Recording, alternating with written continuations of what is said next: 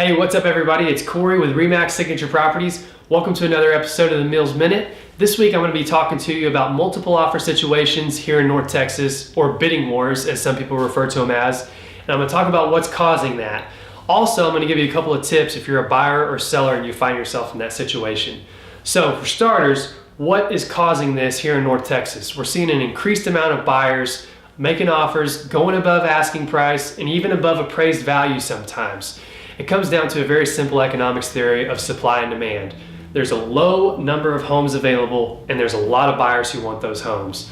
Now, I'm not necessarily talking about your $1 million luxury properties. I'm talking about homes in the price range between $250,000 and $350,000, and definitely anything that's listed below that. There's a number of buyers, whether they're first-time home buyers, buyers who are downsizing, or maybe they're upgrading from their first home to their second home and they've got a growing family. There's a lot of focus on that price range.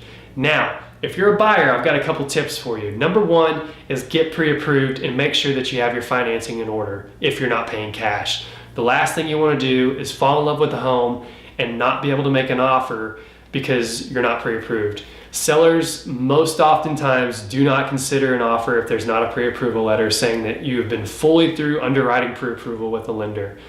Second is I highly recommend that you interview your realtor. Some people just go with the friends and family that they know just because it's convenient, but whenever it comes down to it, you're making the biggest investment of your life. You want to make sure that they understand the contract, they understand negotiations, and they understand what sellers are looking for and what's going to get your offer accepted. Just because you're making the highest offer doesn't necessarily mean that a seller is going to pick yours. There's a lot of other terms and conditions and contracts that sellers are looking for. So make sure that your realtor's competent. Also, you need to realize that you need to be urgent in your negotiations. You can't spend a lot of time going back and forth between the seller, 15 or 20 times with counter offers, trying to get them down to your price. The longer you're negotiating, the more opportunity other buyers have to come in and make an offer on that property. You don't want to find yourself in a situation where a seller is saying, hey, we have multiple offers, you need to bring your highest and best. Who knows what's going to happen at that point? Maybe you get it, maybe you don't. Now, if you're a seller, I've got a couple of tips for you as well. Just because buyers are willing to pay over asking price and even over appraised value in some cases doesn't mean you can ask an astronomical amount for your property. You need to have a pricing strategy in mind. And if you're not sure what I'm talking about, I'd be happy to explain that. I can go into further detail about what I mean with a pricing strategy. You can't just ask whatever you want and expect people to pay it. Next is you want to make sure that whenever you interview the realtor, talk to them about what their marketing strategy is.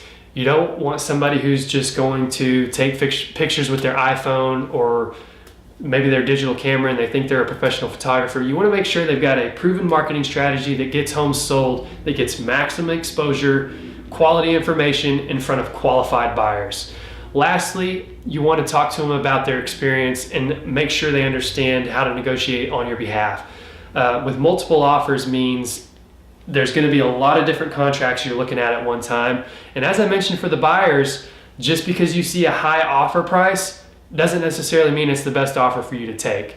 So if you find yourself in a multiple offer situation, whether you're a buyer or seller, or if you're looking to get into the market, whether you're a buyer or seller, I'd be happy to answer any questions that you have. Feel free to reach out. You can email me, Cory@CoryMills.com. Thanks for tuning in to this week's episode of the Mills Minute. Be sure and subscribe to my YouTube channel so you can catch any future episodes. I hope you'll have a great week, and I'll talk to you soon.